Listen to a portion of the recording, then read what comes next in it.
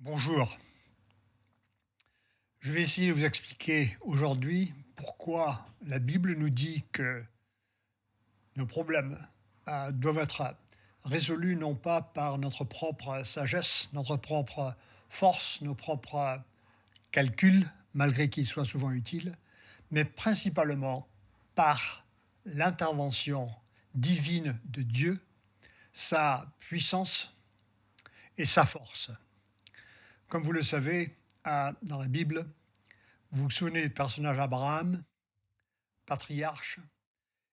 Il avait été annoncé à Abraham que ses descendants passeraient 400 ans en Égypte.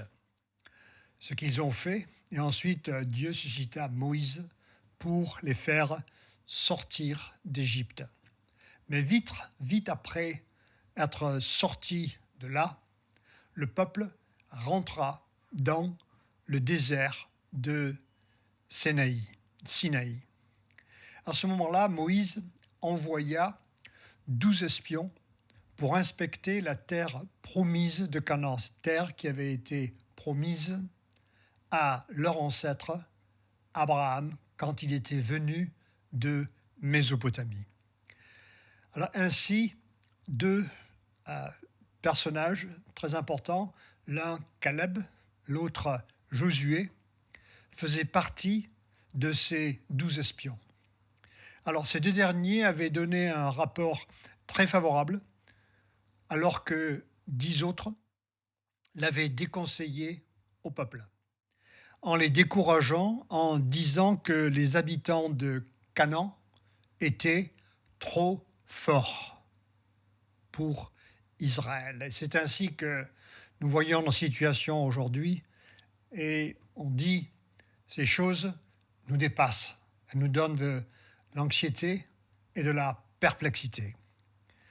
Alors, ici, à cause de leur désobéissance, Dieu passa jugement sur le peuple et il laissa le peuple errer dans le désert de façon à ce qu'il périsse au fil de 40 années de cheminement avec différentes épreuves.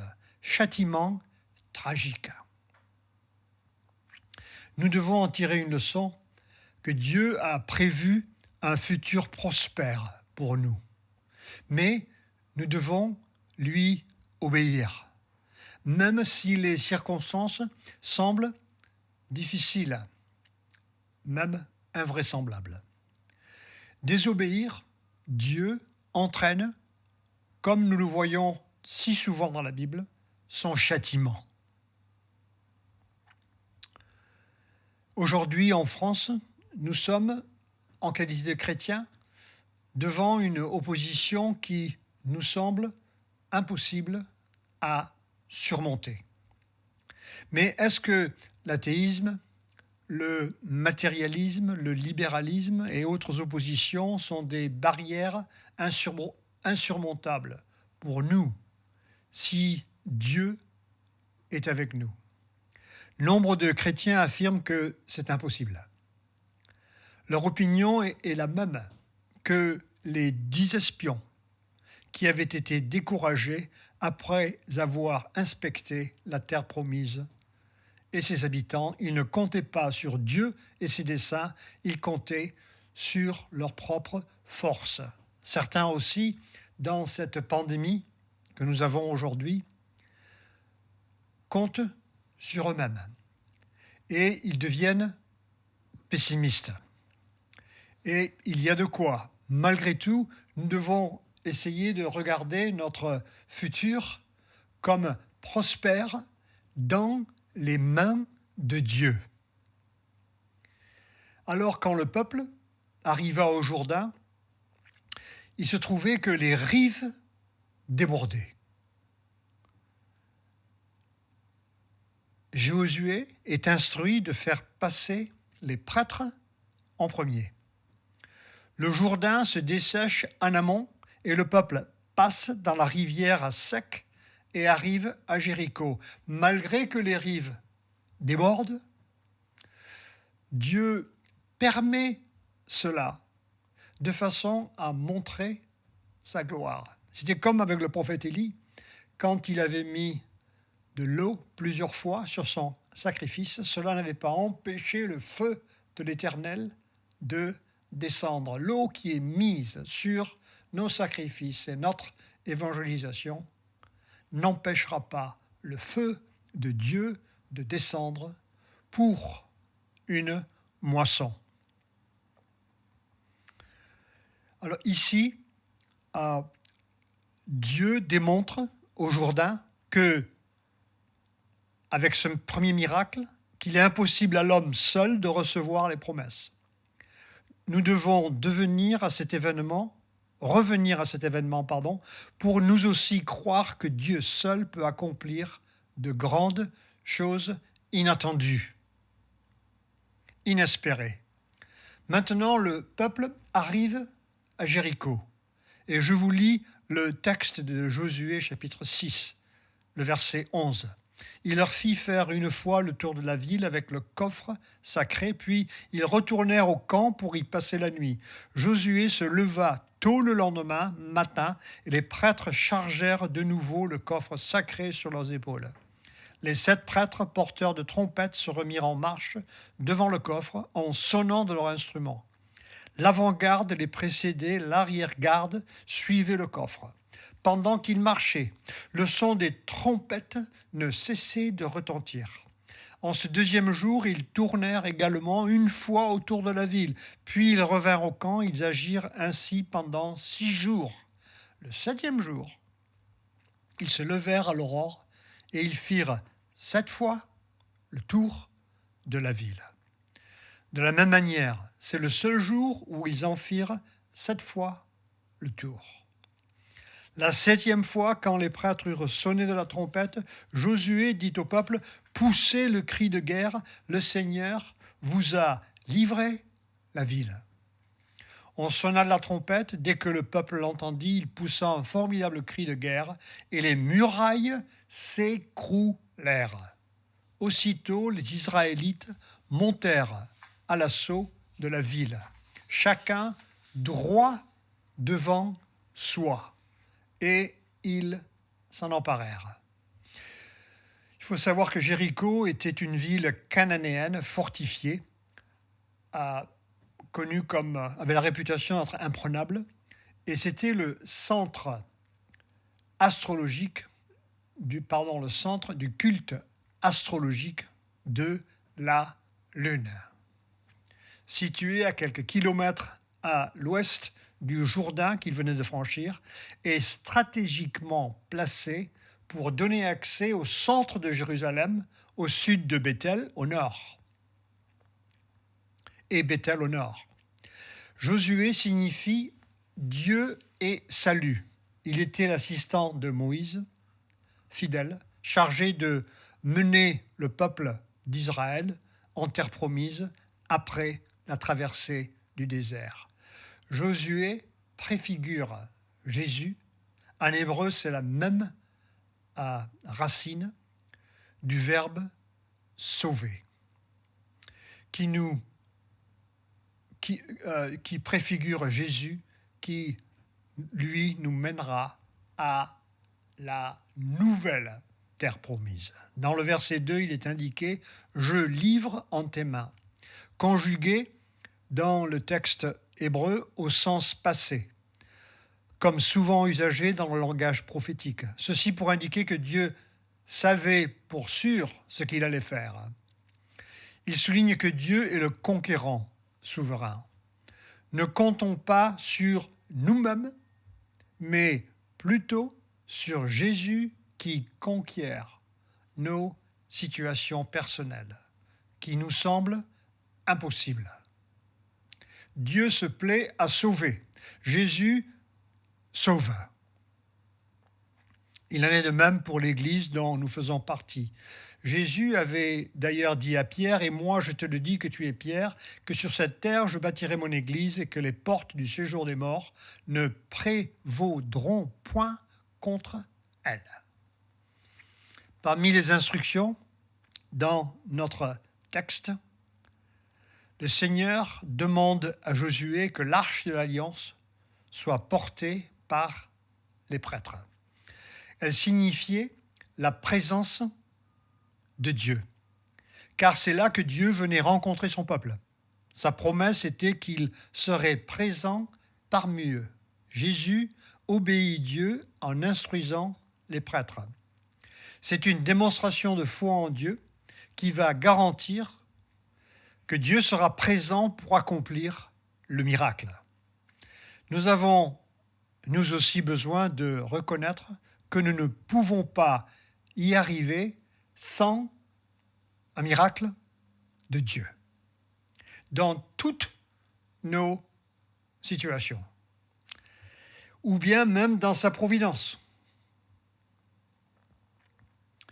Une moisson d'âme, un réveil en France, sera rien d'autre qu'un miracle, comme la chute des murs de Jéricho, que Dieu fera tomber. De même, les murs de l'opposition que nous avons tomberont pour démontrer que nous sachions et nous nous souvenions qu'il est Dieu, qu'il vit et qu'il n'y en a pas d'autre. Sans lui, on n'aurait pu le faire. Jésus a dit « Je serai avec vous jusqu'à la fin de l'âge ». Et cela inclut février 2021. Dieu est avec nous aujourd'hui. Qui peut être contre nous? Ensuite, les instructions données à Josué indiquent 7 prêtres, 7 trompettes, 7e jour, 7 fois le tour de la ville, sans faire de superstition. Y aurait-il un sens à discerner dans ce chiffre? Le monde avait été créé en 6 jours. Le 7e jour, Dieu cessa, instituant le sabbat, le 7e jour. Le chiffre symbolise donc pour sûr la création par Dieu. Il contraste avec l'idée que les habitants de Jéricho avaient à ce sujet, car ils pratiquaient l'adoration de la lune. On peut dire qu'ils étaient dans la lune. Et pour les chrétiens aujourd'hui et les Hébreux de ce temps-là, la lune était un astre créé plutôt que le Créateur, qui doit être adoré. Alors comme l'homme moderne, les habitants de Jéricho ne croyaient pas à la création divine. Et ceci est aujourd'hui un énorme problème, à mon avis. Dieu choisit la ville de Jéricho pour ainsi engager un conflit spirituel. Il va se battre du côté des adorateurs du Créateur divin pour vaincre les adorateurs de la création, la lune. Dieu souhaite aussi se battre avec nous aujourd'hui car nous sommes des adorateurs du Créateur. Alors considérons de plus le chiffre 7 parmi de multiples exemples dans la Bible. Naaman avait été instruit de se tremper 7 fois dans le Jourdain avant d'être guéri. Nebuchadnezzar passe 7 années de jugement avant d'être restauré. Il y a 7 chandeliers qui figurent dans le tabernacle, dans le désert. 7 fois Élie prie pour la pluie après le sacrifice à Carmel. Jacob se prosterne 7 fois avant de rencontrer Ésaü. Joseph prophétise 7 années d'abondance. Et 7 années de famine. 7000 personnes, selon Élie, n'ont pas baissé le genou à Baal. Dans l'Apocalypse, on voit 7 églises, 7 étoiles, 7 chandeliers, 7 sceaux, 7 trompettes, 7 plaies, 7 étoiles. Il semble que ce chiffre lie la Bible et différents faits de façon a authentifié pratiquement tout ce qui est écrit dans la Bible au sujet du Créateur. Ce chiffre a pour but d'associer la conquête de Jéricho à d'autres événements bibliques, de façon à ce que le peuple le reconnaisse et reconnaisse le même Dieu et s'en souvienne. Nous devrions comprendre que Dieu Tout-Puissant est impliqué dans cet événement. Il vise aussi à nous convaincre qu'il est impliqué dans nos vies d'une manière très étroite. Nous ne sommes pas seuls devant notre futur.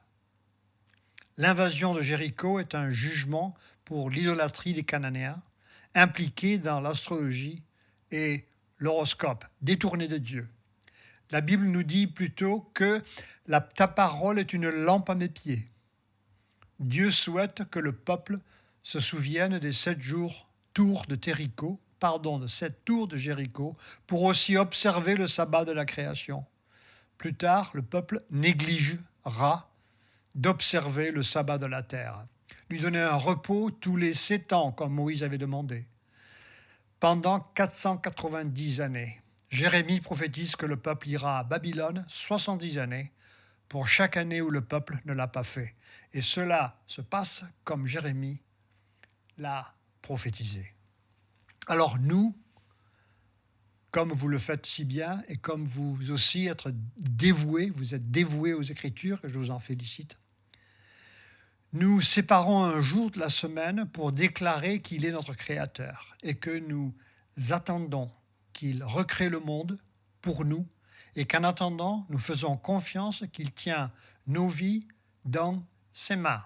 La Bible nous dit que celui qui observe le sabbat, il marchera sur les crêtes de la terre. C'est-à-dire que quand on le fait, tout marche à merveille le lundi matin. Si on appelle une plateforme, tout à coup, la personne répond.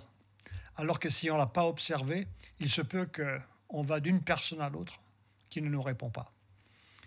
D'autre part, Dieu leur fait faire 7 fois le tour de Jéricho pendant 7 jours pour aussi défaire la valeur des méthodes, de la logique et de la sagesse de l'homme.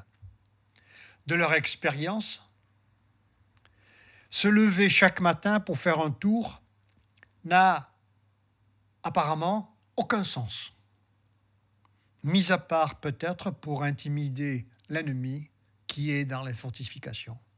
Le propos de Dieu est de défaire la sagesse de l'homme, de façon à ce que nous ne devrions pas compter sur nos voies, mais celles de Dieu qui a créé le monde en 6 jours et qui a cessé le 7e jour. L'obéissance d'Israël, qui fait le tour 7 fois, est aussi une démonstration de foi au Dieu créateur.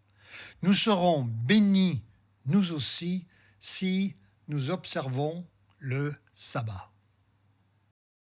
Ensuite, dans cet épisode, le propos de Dieu est de faire éclater sa puissance et de défaire la force de l'homme. Je me souviens quand j'étais candidat au pastorat, la personne qui s'occupait de cette administration, après qu'on ait longtemps parlé, il m'a dit « Je pense que ta plus grande faiblesse, c'est ta force. » Je lui ai dit « Qu'est-ce que tu veux dire par là ?» Et il m'a expliqué « C'est la force mentale, c'est la force de détermination. » Parce que quand on œuvre dans la force de Dieu, il faut être dépouillé de sa propre force. Alors je me suis dit, d'ailleurs je lui ai dit, ça ne va pas être une chose facile. Parce que l'environnement dans lequel j'ai grandi, la culture dans laquelle j'ai grandi, notamment l'influence basque de ma jeunesse, c'est que la force humaine est une vertu. Non seulement la force physique, on voit ces compétitions de force, différentes compétitions, mais aussi la force mentale. Et donc, quand nous sommes, il m'a dit, quand un cheval court avec toute sa puissance et il va au galop, il m'a dit c'est une très bonne chose quand il va dans la bonne direction, mais c'est un problème, il s'éloigne de plus en plus s'il va dans la mauvaise direction. Et c'était une très bonne illustration pour moi. Et donc, c'est quelque chose qui n'est pas facile à vaincre parce que ce n'est pas à nous de le vaincre, c'est à Dieu de le vaincre. C'est lui qui œuvre en nous pour le faire. Et je ne suis pas évidemment encore complètement délivré de cela. L'épaisseur des murs, pour revenir à Jéricho de la forteresse, le fait qu'il y avait une garde aguerrie, solide, rendait la conquête pratiquement impossible. La force de l'homme est contrastée avec la puissance de Dieu. Devant Dieu, notre force physique et mentale devient en fait, comme je vous ai dit, une grande faiblesse. C'est ainsi aussi pour l'opération des dons du Saint-Esprit. À l'un, il a donné un certain don, par exemple de miracle, don de foi, don de guérison, mais cela ne se fait pas par l'homme, ça se fait par Dieu. Et pour être utilisé par Dieu, pour être un canal, il faut que Dieu œuvre, il faut que nous soyons aussi délivrés de notre propre force mentale. Alors, cette force fait obstruction au déploiement de la force de Dieu. Zacharie dit, ce n'est pas par la puissance humaine, ce n'est pas par la force, mais c'est par mon esprit.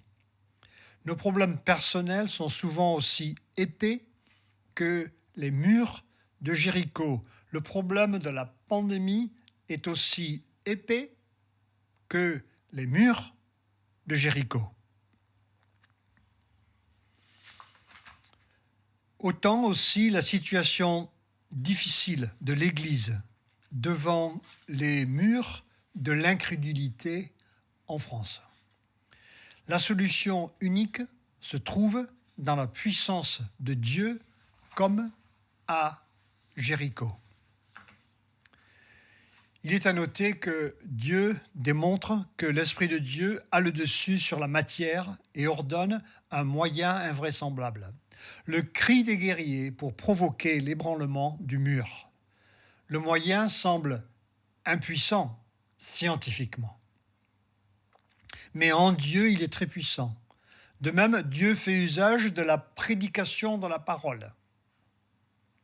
La puissance de Dieu pour la destruction des forteresses spirituelles. C'est une personne qui est propriétaire d'une boulangerie à Châtelaillon qui m'a demandé mon livre et je l'ai amené hier et j'ai mis une petite note devant indiquant ce n'est l'homme ne vit pas de pain seulement, mais de chaque parole qui vient ou qui sort de la bouche de Dieu. C'est la propagation de la parole qui fait que les cœurs se convertissent. C'est pour ça qu'il ne faut pas hésiter à parler. C'est comme le cri des guerriers. Alors, il faut en faire usage. Et ici, la puissance de Dieu fait que ces forteresses spirituelles dans le cœur des gens sont détruites par la parole témoignée, prêchée, enseignée. Dans 2 Corinthiens 10,4, Paul dit « Ce sont les armes puissantes de Dieu qui permettent de détruire les forteresses. Nous détruisons les faux raisonnements. Nous renversons tout ce qui se dresse orgueilleusement contre la connaissance de Dieu, comme vous l'entendez autour de vous aujourd'hui. Nous faisons prisonnière toute pensée pour l'amener à obéir au Christ. » Alors il nous appartient d'appliquer, d'expliquer l'erreur des arguments qui se dressent contre les vérités contenues dans la Bible. Appliquer, je veux dire appliquer la vérité contre l'erreur. Nous devons faire usage de la parole pour démonter les spéculations, les erreurs présumées des scientifiques, des fausses doctrines, des philosophies contraires. Un livre de Michel Onfray, dans lequel il dit que le christianisme est un chamanisme solaire. Cela est en conflit réel, ouvert, contre ce que Dieu affirme dans la création, à Jéricho, chaque fois que ces chiffres 7 sont mentionnés. Et donc, sa proposition est une attaque, une menace contre l'autorité et l'inspiration divine des Écritures. Voudriez-vous sur votre tombe qu'on écrive Jésus-Christ, à toi la gloire, ou préféreriez-vous écrire Michel Onfray? Il y a aussi aujourd'hui de plus en plus beaucoup de mise en question des textes scripturaires que nous avons reçus. Et là aussi, quand vous posez la question, est-ce que vous croyez que la Constitution est un document qui est légitime, les gens disent oui. Est-ce que vous croyez que ce que Louis XIV a écrit? Oui. Si vous demandez sur Charlemagne, ils vous disent oui. Et Jules César, la guerre des Gaules, est-ce que c'est légitime? Oui. Alors si vous allez un peu plus loin, et la Bible là. Joseph qui a écrit sur Jésus et Jean-Baptiste, est-ce que c'est vrai? Et donc, le problème, c'est que les gens qui ne croient pas ont été aveuglés pour ne pas croire. Mais principalement, c'est parce que Dieu ne leur a pas accordé la repentance nécessaire de leurs péchés pour être sauvés. De plus, la conquête de Jéricho souligne l'obéissance de Josué aux instructions données par Dieu. Ainsi, Dieu confirme ce que Moïse avait prédit à Josué. Dans 1,7, il est indiqué « Il te suffira d'être courageux, fort, observer entièrement la loi que mon serviteur Moïse t'a transmise. Ne t'en écarte jamais, ainsi tu réussiras dans tout ce que tu entreprendras. Répète sans cesse les enseignements du livre de la loi, médite-les jour et nuit, de façon à observer tout ce qui est écrit. Alors tu mèneras à bien tes projets et ils réussiront.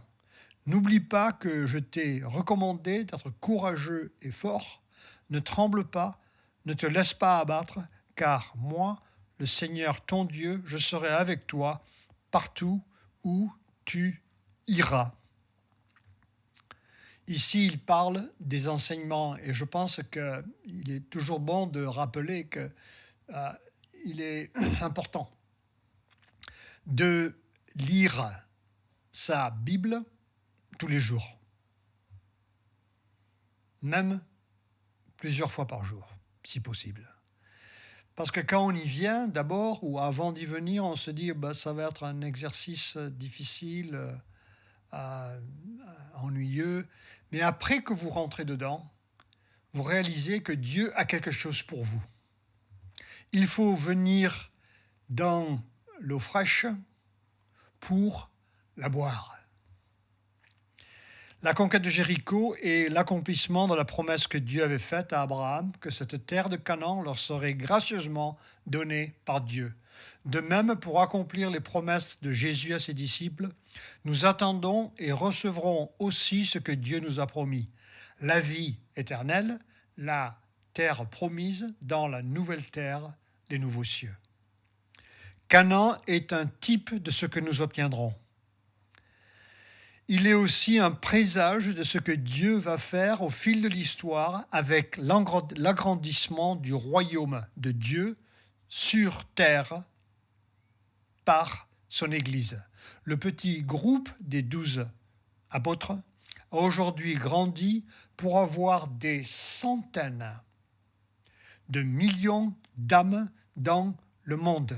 On me dit, je viens de lire que même en Kabylie où les églises sont de plus en plus interdites, que les églises, enfin le nombre de chrétiens se multiplie. Parce qu'ils ont Dieu en eux, on ne peut pas leur enlever Dieu. On peut vous empêcher de vous réunir, mais on ne peut pas vous enlever Dieu. Et de toute façon, d'une manière ou d'une autre, ils se réunissent. C'est parce que Dieu est à l'œuvre. Il n'y a rien qui empêche la croissance du royaume de Dieu. Alors, étant encore ici, nous devons constater ce que Dieu a fait jusqu'à présent, mais aussi contempler ce que Dieu va faire dans le futur. Si vous êtes chrétien persécuté quelque part, sachez qu'il faut regarder le futur. Considérez les chrétiens qui ont été persécutés dans le passé, que leurs églises ont été, malgré la persécution, ont été multipliées par la suite. La conquête de Jéricho est un encouragement certain pour que nous persévérions à la conquête de nos luttes, nos difficultés personnelles, des places fortes spirituelles de nos vies, en comptant sur la puissante présence de Dieu. Il y a des places fortes dans nos vies personnelles, il y a des secrets que Dieu met le doigt dessus. Et il veut conquérir ces endroits. Ce sont ces endroits qui ont des murs épais autour d'eux. Et c'est à nous de les démolir à l'aide du conseil des frères, mais principalement à l'aide de la parole de Dieu. Nous devons considérer que les murs qui se dressent en France même contre l'Évangile ne représentent que du carton pour Dieu. Pour lui, ces murs sont comme des décors peints sur des faux murs en carton, comme à Hollywood. J'ai un fils qui fabrique des décors de publicité à New York. Et je me souviens, il y avait ces briques.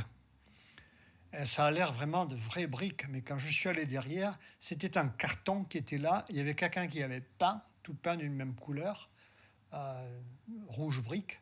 Et ensuite qui avait fait des raies dans ce sens, dans l'autre. Et ça ressemblait vraiment à un mur de Brooklyn. Mais derrière, je regardais, c'était que du carton. Pour Dieu, ces murs sont ainsi. Ensuite, le diable qui s'élève devant nous pour essayer de nous intimider, derrière ce mur, il est, à mon avis, comme un grand homme pneumatique, Michelin. Vous les avez vus sur le bord des routes. Il est blanc, ce grand homme, Michelin. Ce dernier a une apparence très imposante. À propos, je n'ai rien contre Michelin, je sais que ce sont de très bons pneus. Je parle simplement dans la publicité. Mais la seule chose, c'est qu'il est très imposant, mais il est rempli d'air.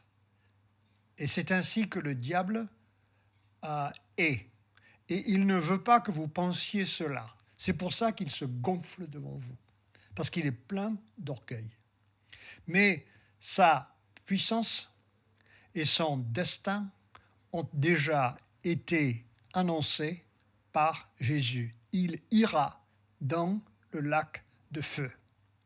Sa puissance contre nous a été déterminée sans conséquence quand le Christ est mort pour nos péchés. Nous avons été délivrés de la crainte de la mort. Et donc, nous sommes maintenant sans crainte. Pour nous, les murs sont trop épais, apparemment, devant nous, avec tout ce qui se passe aujourd'hui. Mais pour Dieu, ils ne sont que du vent. Ils sont comme de la poussière sur la balance. Dieu fera tomber ces murs qui nous semblent si conséquents, mais qui ne le sont pas. Nous devons vraiment implorer Dieu pour qu'il agisse, remettant toutes choses en ses mains, pointant du doigt ses forteresses à Dieu, maintenant afin qu'il assiste à les détruire. Pour terminer, comprenons que Jésus, notre Sauveur, que Josué avait préfiguré, va aller à la croix pour vaincre le diable, les principautés et les puissances. Il prend sur lui ce que nous méritions et il met sur nous ce qu'il a gagné pour nous, notamment sa justice. Il meurt pour nous à notre place. Nous sommes pardonnés et sauvés par notre foi en lui qui nous amène à la repentance. C'est cette prostituée Rahab qui vivait sur l'un des murs extérieurs de Jéricho, qui avait reçu les espions et qui avait mis un tissu, une corde rouge. Il avait instruit par Josué de le faire pour que personne ne la touche ni sa maisonnée. Et cette prostituée s'était repentie. Et si vous avez un passé qui est soit similaire, soit pire, vous pouvez être pardonné. Vous savez, autour de vous peut-être, tous les scandales que nous entendons à la télévision. Ces personnes, vous pouvez prier qu'ils viennent vous voir. Parce que comme Rahab, ils peuvent être pardonnés s'ils viennent à la repentance. Il ne faut pas les rejeter. Il faut leur prêcher la parole. Il faut être un havre pour la prédication de la parole et aussi un refuge pour leur repentance. Alors nous sommes pardonnés, sauvés par notre foi en lui qui nous amène à la repentance. Jésus a détruit ainsi les barrières, les murs qui nous séparaient de notre terre promise et de notre Jéricho céleste.